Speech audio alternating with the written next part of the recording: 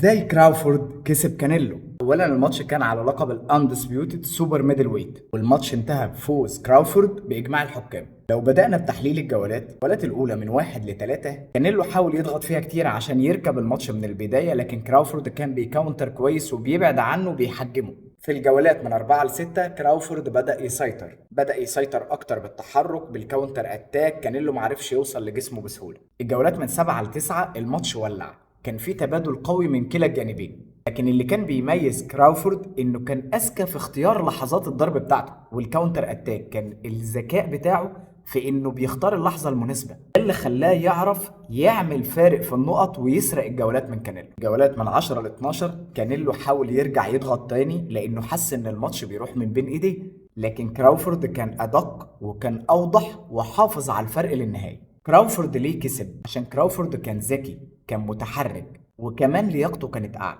لكن كانيلو اعتمد على القوة والثبات والضغط بس، ما قدرش يفرض نفسه زي ما كان عايز في الماتش ده. كراوفورد قدر يسيطر على الماتش من خلال الكاونتر اتاك واستغلال الفراغات ومسافات اللكم المظبوطة بالملي، بدل ما يدخل مع كانيلو في التحامات وضرب داخلي اللي كانيلو اصلا عاوزه. كراوفورد كمان اتحكم في المسافة، ما خلاش كانيلو يرتاح من الاخر، فضل دايما ظابط المسافة بتاعة اللكمات بتاعته. لما كانيلو كان بيخترق المسافة دي في بعض اللقطات كان بيرجع تاني ان هو يهندله ويحاول ان هو يكسر الريتم تاني. القوة ضد اللياقة عامل مهم قوي في الماتش ده، رغم ان كانيلو غالبا اقوى ضربات كانت داخل الحلبة، لكن كراوفورد كانت عنده اللياقة والطاقة، وخصوصا من اول الجولات الوسطانية لحد النهاية. كمان نقطة مهمة في الماتش ده ان التحكيم كان نزيه.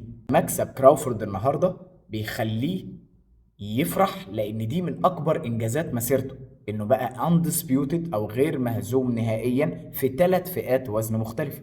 وبالنسبة لكانيلو في الماتش ده، دي نقطة تحول كبيرة جدا في تقييمه.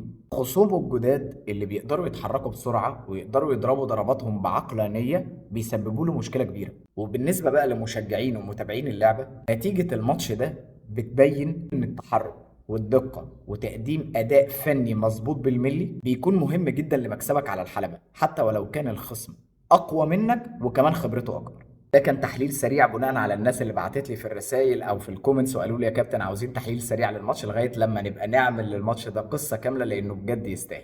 اتمنى تكونوا اتبسطتوا بالفيديو، اشوفكم على خير في فيديو جديد. تشاو.